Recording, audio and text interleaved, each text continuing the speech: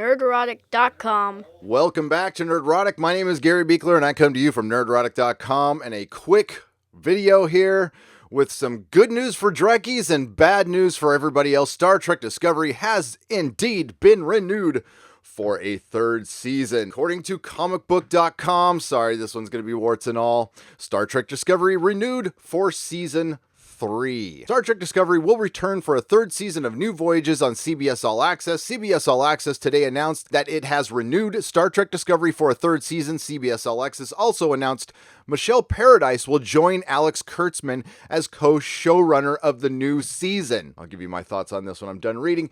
Michelle joined us midway through season 2 and energized the room with her ferocious knowledge of Trek. Her grasp of character and story detail, her drive, her focus have already become essential in assuring the Trek legacy, and her fresh perspective always keeps us looking forward. I am proud to say Michelle and I are officially running Star Trek Discovery together. Julie McNamara, Executive Vice President of Original Content at CBS All Access, also added that the massive success of Star Trek Discovery's second season launch exceeded our expectations in both driving subscriber growth and generating a phenomenal response from Star Trek fans. With Alex Kurtzman, the phenomenal response that doesn't trend when it airs on Thursdays, but I continue.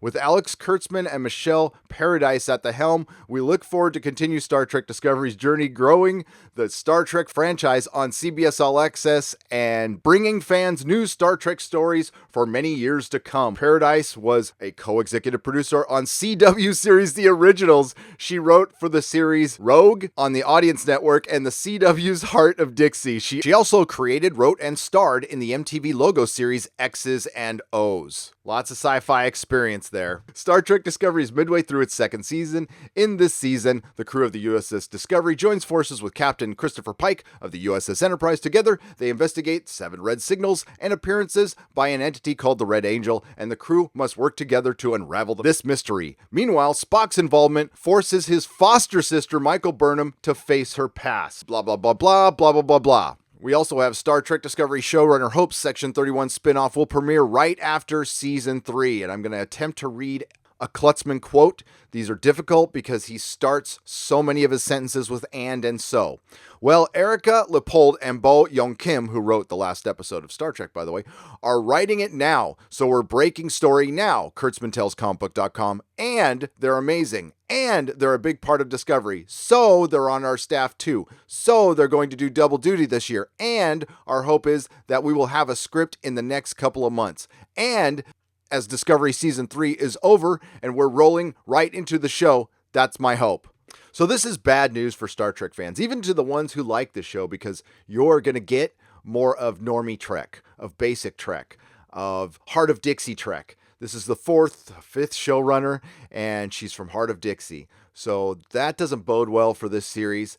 They had to pick it up. I understand. I mean, one of my insiders said the show was on the bubble, and they have to save face. They're in the middle of the streaming wars. There was no way they could cancel a show and look good. Now, that's why I was kind of surprised to hear that they were actually thinking about it, because it was so expensive. So my guess is we're going to get a reduced episode count. It will definitely get a smaller budget. And if you want to see if this is a healthy show, and I will admit it, if next season is 15, 16 episodes, we're seeing action figure lines. We're seeing people talking about it everywhere. It's trending every night it airs, because it doesn't do that now. There's no merchandise. Nobody talks about it. I did a ton of research for my next video, which will be out soon. Nobody talks about it on other social networks at all. It's a very small group of people. The average age of CBS All Access subscribers is 43, which is at the tail end of your demographic. It doesn't get a third of the viewers that the Orville gets. Yeah, this isn't the most healthy show in the world, but I understand why they can't do this, and they have to put everything into Trek. And I think they're putting everything into the Picard series and hoping that can bring Trek fans in, and then maybe they can course correct Star Trek Discovery. My guess is the Red Angel is there to be, a retcon machine, and we'll see. We'll see how it turns out. It's not a good show. It's simply not a good show. So as far as me covering season 3, I'm probably going to stick with, I'm not going to cover it, but I'm definitely going to cover the Section 31 show if it airs, and I'm definitely going to cover Picard. So we have material for the next year. So I'm happy. This is great. This is great for the channel. So, and hopefully the Picard series is good. I don't hope for anything to be bad, but I do hope for this show to end because I want old Trek back. But it looks like we're not getting it. So, hope is not a strategy. But we have the Orville. So I'm looking forward to an Orville renewal very soon, and I will be happy. I also have The Expanse. There's great sci-fi. Unfortunately, Star Trek Discovery is not it. This is also an example of get woke, go broke. So they have to continue with this show because of their streaming service, and it's not making them a lot of money. They can talk about record subscribers all they want. That had everything to do with the Super Bowl and nothing to do with Star Trek Discovery. And maybe the creators of the show or maybe the board was able to spin this to the investors just to keep it around, because if they did cancel Star Trek Discovery, that would be a major, major blow to CBS All Access, especially with all these shows coming up. So look at this as the big push. They probably have investor money or what, I don't know, but they cannot make any major changes right now. They've already had enough problems with Les Moonves and the board. So right now, status quo is probably the best way to go for them. And that's what they decided to do. And again, that is great for Nerdrotic, and that is great for Doomcock and Midnight's Edge and all these other people. Now, I had one insider say the show was pretty dead. I had another one say it was on the bubble. It looks like On the Bubble was correct.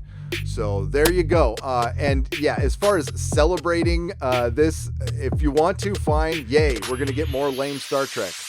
Brilliant. I will talk more about this on my live stream in a little bit. I had to record this video, so that delayed it, of course. There will be another Star Trek video on the way. There's 2 Doctor Who videos on the way. Thank you to all the new subscribers.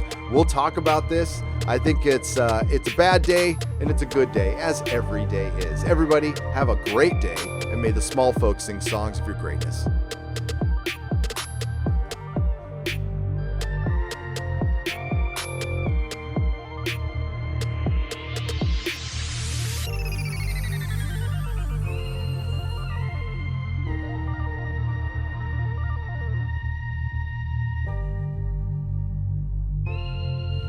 Nerdrotic.com.